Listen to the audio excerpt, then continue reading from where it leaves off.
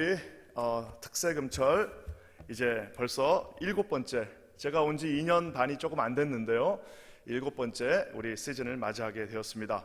특별 새덕기도, 특별 금식기도, 특별 철야기도 해서 특세금철, 우리 대한민국, 우리 한국의 가장 아름다운 기도의 유산 3가지를 다 합쳐서 이렇게 한 세트로 했습니다. 감사하게 저는 교회에서 이제 밤에 잘 수 있으니까 여기서 저는 새벽 기도와 또 금식과 철야를 할 수 있어서 얼마나 감사한지 모르겠습니다. 성도님들께서도 할 수 있는 한 여러분의 방식대로 여러분이 처한 처소에서 한번 실험해 보시면 감사하겠습니다.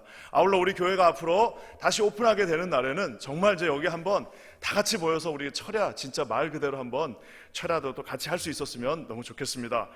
저는 오늘 이제부터 2주 동안, 이제 이번 주는 새벽에요, 다음 주는 저녁에 우리 십자가를 참으심이라는 제목으로 이제 커다란 주제로 십자가 그 주변에 있었던 사람들의 이야기를 이제 꾼이라고 하는 이 전미사, 꾼이라고 하는 그 전미사가 들어가면 이런 뜻이 있습니다. 어떤 일을 즐기고 그 일을 잘하는 전문가를 뜻하는 말입니다. 오늘 저는 첫날 십자가와 사랑꾼이라는 제목으로 여러분 하나님 앞에 귀한 말씀 나누길 원합니다.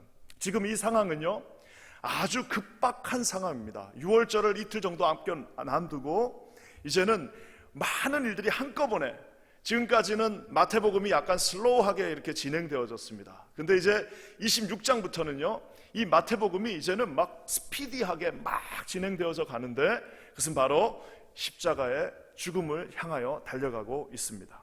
우리가 아는 것처럼 6월절의 어린 양, 예수 그리스도께서 계시기 1400년 전에, 지금 오늘날로부터 약 3500년 전에 우리 아는 것처럼 출애굽할 때에 출애굽의 시작은 바로 이 6월절 어린 양으로 시작되었습니다. 우리가 아는 것처럼 우리 모세의 그 영도 아래 모든 집에, 이스라엘의 모든 집에 어린 양을 한 마리를 잡아서 그 피를 가지고 문설주에다가 이렇게 칠해놓은 집들은 다 살았습니다. 하지만 그 피를 찌르지 않은, 그 피를 그 문설주에다가 놓지 않은 그 모든 애굽의 집들은 장자가 죽임을 당하는 무서운 아주 재앙이 그곳을 갔습니다. 그래서 이 6월절, 영어로는 뭐예요? Passover, 넘어가다. 피가 있으면 넘어간다. 우리가 알고 있는 찬송가도 뭡니까? 내가 그 피를 보고 내가 너를 넘어가리라. 이 말은 뭐예요? 내가 너를 용서하리라, 내가 너를 구원하리라, 내가 너를 죽이지 아니하리라, 내가 너를 사랑하리라고 하는 우리 하나님의 약속과도 같습니다. 그 문설주에다가 양의 피를 바른 그 모든 사람들이 살아난 것처럼 이제 1400년 정도가 흐른 그 이후에, 지금으로부터 2000년 전에 우리가 아는 것처럼 예수 그리스도께서 태어나셨을 때 그분이 어디로 이민을 갔습니까? 예수님도 사실은 알고 보면은 1.5세입니다. 태어나자마자 헤롯에 의해서 어떻게 했습니까? 도망갔잖아요. 어디로 도망갔습니까? 공교롭게도 애굽으로 도망가셨습니다. 그리고 그 애굽에서 이제는 애굽으로부터의 그 노예로부터의 해방이 출애굽이었다면, 이제는 예수 그리스도께서 십자가에 한 마리 어린 양으로 죽음으로 말미암아 히브리서에 나온 영단번의 그 죄악의 제물이 되심으로 말미암아 저와 여러분이 이제는 모든 죄로부터 죄사함을 받게 되었다는 사실입니다. 사랑하는 성도 여러분, 참 우리 예수님은 6월절의 어린 양이십니다. 그리고 출애굽에는 수천 마리의 양이 필요했습니다. 이제 오늘 저와 여러분이 이 어린 양 대신 예수 그리스도를 마음으로 믿어 의에 이르고 여러분 하나님 앞에서 구원받는 역사 있기를 주의 이름으로 간절히 축원합니다. 지금 아까도 얘기한 것처럼 이 26장이 아주 스피드하게 막 진행돼서 여기까지 왔습니다. 모두 다 동상이몽, 다 다른 생각을 가지고 있습니다. 예수의 제자들은 이제 누가 자기들이 더 높은 자리에 갈까? 예수의 제자들은 이제는 내가 더 큰 꿈을 이루어야겠다라고 하면서 완전히 다른 이 드림을 지금 꿈꾸고 있습니다. 예수님은 제자들에게 내가 십자가를 져야 된다고 말씀하고 계시고, 대제사장들과 바리새인들은 자기들이 동원할 수 있는 모든 힘과 모든 정보력을 다 동원해서 이제 예수님을 죽이기 위해 한 발 한 발 그 앞으로 나가고 있습니다. 팽팽한 긴장감이, 서로 다른 생각을 가지고 있는 그 사람들 집단 속에서 이제 한 곳으로 모아지는데, 그곳은 바로 오늘 바로 이 베다니 시몬 문둥병 환자의 집에 있었습니다. 갑자기 이 팽팽한 긴장감이 도는 이때에 한 사랑꾼이 등장합니다. 그 사랑꾼이 바로 오늘 이 말씀의 주인공이기도 합니다. 우리 7절 말씀 한번 다 같이 읽어보겠습니다. 한번 다 같이 읽어볼게요. 시작. 한 여자가 매우 귀한 향유 한 옥합을 가지고 나와서 식사하시는 예수의 머리에 부으니. 이 사랑꾼, 이 한 여자분은 아주 비정상적인 방법으로 등장하고 있습니다. 여러분 많이 설교 들어보셨겠지만 이 향유 한 옥합에 있는 그 향유 하나가 약 지금으로 치면 1년 연봉 정도 된다고 그러니까요. 연봉이 뭐 다 다르니까. 그렇지만 뭐 그냥 모르겠습니다. 저는 1년 연봉이 얼마인지는. 근데 하여튼 1년 연봉입니다. 여러분의 1년 연봉이라고 생각해 보십시오. 그래서 많은 사람들이 이렇게 말합니다. 나드양 항근, 그 인도에서부터, 지금도 인도에서 이스라엘까지 가는 것이 쉽지 않은데 그 당시에 인도에서부터 이스라엘까지 가려면은 가는 도중에 아마 100명 중에 한 30명은 죽었을 거예요. 가다가 그 장사꾼들이 아마 가다가 한 30%는 죽었을 겁니다. 그러니 그 인도에서 나온 향유가 얼마나 비싸겠습니까? 그 비싼 향유를 가지고 있는데 그 1년치 연봉이 되는 향유, 그거를 여자가 모으고 조금씩 모아온 그 향유를 말 그대로 1년치 한 번에 다 부어버린 것입니다. 그러지 않아도 됩니다. 아마 사람들이 이렇게 얘기했을 겁니다. 한 3일치만 부어도 된다. 365일 필요 없고 3일치 향유만 부어도 그 공간이 이렇게 뭐 크기나 했겠습니까? 조그만 우리를 치면 13평 주공아파트 방 2개짜리 거기는 3일치 향유만 부어도 거기가 그냥 냄새가 진동하고도 남음이 있을 텐데, 이 여자분은 지금 비정상적으로 상식을 깨고 향유를 깨고 자기의 마음을 깨어서 365일치짜리 향유를 그곳에 부어버렸습니다. 사랑하는 성도 여러분, 마태복음은 머리에 부었다고 얘기하지만 요한복음은 발에다 부었다고 얘기하네요. 그 발에다가 부어버리는 그 향유는 얼마나 아깝겠습니까? 많은 사람들이 많이 양보해서 오케이, 그래, 그러면은 향유 그 365일치를 그래 거기다 갖다 주자. 하지만 많이 양보해서 그거를 주기는 주되 예수님한테 다 붓는 것은 의미가 없으니까 그것을 팔아가지고 가난한 사람들한테 한번 나눠주자라고 합리적인 사람들이 말하기 시작합니다. 우리로 치면은 그거 팔아가지고 선교도 좀 보내고 그거 거기다 뿌려버리면 아무 의미가 없지 않냐라고 사람들이 양보하자라고 말합니다. 하지만 이 여자가 어떻게 했습니까? 이 사랑꾼은 그렇게 하지 않았습니다. 가지고 와서 지체 없이, 누가 뭐라고 할까봐 지체함 없이 365일치의 그 향유를 그곳에 부어버렸습니다. 이제는 문제가 만들어졌습니다. 이것이 프라블럼이 되었습니다. 다른 사람들이 안 하는 일을 하니까 이것이 커다란 문제가 되면서 사람들이 이 사랑꾼의 이야기를 이렇게 평가하기 시작합니다. 우리 8절과 9절 말씀 한번 읽어볼게요. 8절과 9절입니다. 시작. 제자들이 보고 분개하여 이르되 무슨 의도로 이것을 허비하느냐? 이것을 비싼 값에 팔아 가난한 자들에게 줄 수 있었겠도다 하거늘. 사랑꾼의 그 행동이 이 제자들의 눈에는 뭐예요? 화가 났어요. 일단은 화가 났습니다. 화를 내면서 뭐라고 합니까? 왜 이것을 가난한 사람한테 나눠주지 않느냐? 왜 이것을 쓸데없는 데다가 이렇게 낭비하느냐? 왜 이것을 가지고 이렇게 아깝게 거기다 다 허비해버리느냐라고 지금 이 제자들이 말하고 있습니다. 여러분, 예수님 옆에서 3년 동안 같이 있었던 제자들의 입에서 저 말이 나왔다면 그 옆에 있던 사람들의 입에서는 아마 욕이 나왔을 겁니다. 그렇잖아요. 예수님을 제일 사랑하는 제자들의 입에서 왜 이것을 아깝게 허비하냐라고 하는 말이 나왔으면 한 끗만 건너서면 이제는 욕이 나올 거고, 이제 바리새인한테 가면은 완전히 분노하면서 저 나쁜 천인공노할 사람이라고 아마 사람들이 말하기 시작했을 겁니다. 제자들의 눈에는 이 옷값이 아까웠습니다. 합리적인 사람의 눈에는 어리석었습니다. 바리새인의 눈에는 그것은 말도 되지 않는 정말 천인 공노할 아까운 일이었습니다. 사랑하는 성도 여러분,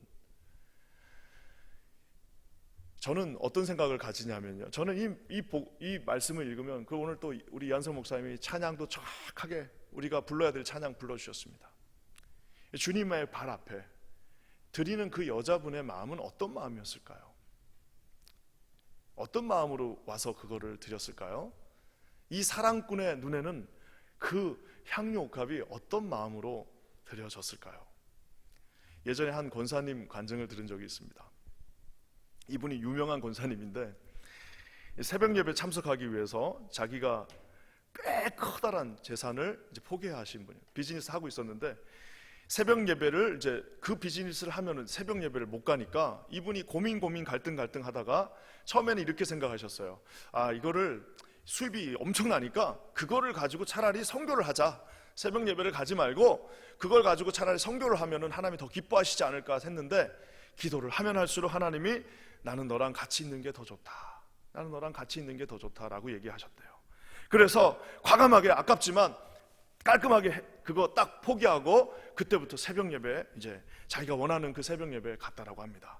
제가 예전에 이 설교를 이 간증을 듣고 우리 청년들 예전에 청년부 할 때 그렇게 얘기했습니다. 야, 어떤 분은 그 몇십만 불을 포기하고 새벽 예배 오는데 뭐 포기할 것도 없는 너희들이 왜 그렇게 자고 있냐 그랬어요.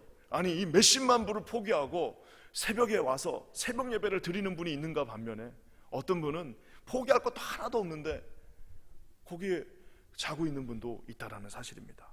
여러분, 이분은 이 간증 말미에 이런 말을 했습니다. 자기는 그게 하나도 아깝지 않다는 거예요. 너무너무 자기 인생에서 잘한 결정이라는 겁니다. 사랑하는 성도 여러분, 모두 다 자기가 믿고 있는 수준만큼, 자기가 사랑하는 수준만큼, 자기가 하나님 앞에 헌신되어진 수준만큼 따라가게 되어 있습니다. 어떤 사람한테는 그게 아깝습니다. 어떤 사람한테는 그게 이해가 되지 않습니다. 왜? 그분은 그렇게 할 수 있는 마음의 준비가 되어져 있지 않기 때문입니다. 이 사랑꾼의 생각에는, 이 사랑꾼에게는, 예수님을 사랑하는 그녀에게는 한 옥합만 드리는 게 어쩌면 아까울 수 있었을 거예요. 왜? 아니, 10옥합을 드리고 싶은데 아마 그 여자분에게 10옥합이 있었더라면은 10옥합 전체를 하나님 앞에 드리고도 아마 조금 더 드렸어야 되는데, 내가 조금 더 돈 벌걸, 내가 더 많이 마련해 놓을 걸, 차라리 그 옥합으로 그 예수님을 목욕이라도 시켜드리고 싶은 마음이 있지 않았겠습니까? 사랑하는 성도 여러분, 제자들을 포함한 그 누구도 이 세 사실을 이해할 수 없었습니다. 사랑한 사람만, 사랑꾼만, 예수님을 진심으로 사랑하는 그 사랑꾼만, 여러분, 여기에 예수님의 눈과 그 여인의 눈이 마주쳤을 때에 예수님도 이해했고 그 여자도 이해했습니다. 이것이 무엇을 의미하는지 둘은 알고 있었습니다. 왜? 사랑하는 사람만 서로 이해하게 되어져 있습니다. 사랑하는 성도 여러분, 저는 기도하기는 저와 여러분이 이런 사랑꾼이 되시기를 주님의 이름으로 간절히 축원합니다. 쓸데없는 데다 사랑을 여러분 인베스트하면 그거 가지고 나중에 배신당할 수 있습니다. 그러면서 막 노래 부릅니다. 배신자여 배신자여 하면서 막 노래 부르는, 여러분, 그 인간을 향한 어떠한 사랑도 결국에는 크고 작은 배신으로 갈 수밖에 없습니다. 하지만 우리 예수 그리스도를 향한 우리 이 사랑꾼의 모습은 하나님께서 반드시 기억하신다는 사실을 여러분 기억하시기를 주의 이름으로 간절히 축원합니다. 오죽했으면 주님이 가는 곳마다 기억하라. 여러분, 우리가 지금 여기는 없지만 성만찬 할 때, 그 성만찬 할 때 거기 보면 뭐라고 딱 적혀 있어요? In memory 이러면서 나와 있잖아요. 기억하라인데, 물론 그거는 이제 예수님의 성만찬을 기억하는 건데, 이 성만찬의 시작은 향유 옥합의 부음으로 시작되었습니다. 사랑하는 성도 여러분, 예수님께서 가는 곳마다 이 여자를 기억하라고 말씀하고 계십니다. 저는 저와 여러분이 이 하나님의 기억 속에 있는 이 사랑꾼이 되시기를 주님의 이름으로 간절히 축원합니다. 근데 재밌는 사실은요, 저는 저 말씀을 한참 묵상했습니다. 사실 이 본문은, 오늘부터 하는 이 26장 본문은 사실 2019년도에 한번 했던 설교이기도 합니다. 그래서 그 설교랑 다른 이제 설교를 해야 되기 때문에 얼마나 힘든지 모르겠습니다. 아니, 그 설교 본문이 똑같으니까 똑같은 설교를 하면 안 되잖아요. 그러니까 다른 설교를 하다 보니까 제가 계속해서 묵상하는데, 참 재밌는 것은, 아니, 저 남자들은 왜 화를 냈을까? 아니, 자기가 안 내면 그만이지. 그렇잖아요. 자기가 안 낼 건데 왜 화를 내요? 자기한테는 손해가 1도 없어요. 자기는 거기다가 뭐 보탠 것도 없어요. 자기가 거기에다가 뭐라고 할 말에 권위도 사실은 없는 겁니다. 근데 왜 이 제자들을 포함한 이 남자들은 지금 화를 내고 있을까요? 왜 화를 냈을 것 같아요? 예전에 제가 이 친구는 진짜 잊혀지지가 않는 친구인데요, 이 친구가 이제 여자친구 사귈 때 한 번 우리 교회에서도 얘기한 것 같습니다. 그 학교랑 여기서 이제 전철을 타고 1시간 정도 가면 여자친구 집이 있고, 그 전철역에서 반대편으로 가면 자기 집이 있습니다. 저는 정말 그 친구가 어리석게 느껴지고, 근데 정말 저 친구 쟤는 도대체 뭘 하는 것인가라는 생각, 이해할 수가 없었습니다. 왜? 그 여자친구를 1시간 동안 거기로 가서요 데려다 주고, 그 역에서 또 잠깐 얘기하다가 그리고 이제 반대편으로 자기 학교 다시 와서 또 다시 1시간을 간다는 거예요. 그러니까 여러분 이게 몇 시간입니까? 가는데 1시간, 자기 학교까지 오는데 또 1시간, 거기서 또 1시간. 그러니까 이분은 하루에 3시간이 걸리는 거예요. 그네가 뭐라고 많이 했습니다. 정말 한심해 보이기도 하고, 야 정말 그 돈과 그 시간을 왜 그런 데다 쓰냐라고 뭐라고 많이 했는데, 내가 나중에는 화를 한번 낸 적이 있습니다. 그래서 하루는 이제 시험을 치는데 막 바쁜 날인데 데려다 줬대요. 데려다 주고 이제 와서 이제 집으로 가면 되는데, 데려다 줬더니 그 여자친구가 이번엔 자기가 데려다 주겠대. 그러니까 그 길을 다시 이제 와서 이제 또 2시간 와서 학교 지나고 자기 이제 남자 집으로 갔어요. 그러니까 이 남자애가 여기까지 왔는데 어떻게 내가 쟤를 혼자 보내냐, 아니 대한민국 전철처럼 안전한 곳이 어디 있습니까? 그랬더니 또 거기서 거슬러서 가서 데려다 주고 자기가 왔대요. 그래서 제가 막 화를 냈습니다. 그러면서 이렇게, 아마 만약에 지금이었으면 이렇게 말했을 겁니다. 8절 말씀처럼 무슨 의도로 이것을 허비하는가? 차라리 그 시간을 비싼 값에 팔아서 가난한 사람한테 쓰는 것이 좋지 않겠냐라고 아마 그렇게 얘기했을 겁니다. 나중에 이 사실이 언제 이해가 됐냐면은, 제가 이제 결혼하고 나서 저희는 이제 사는 곳이 전철로 갈 수 없는 곳입니다.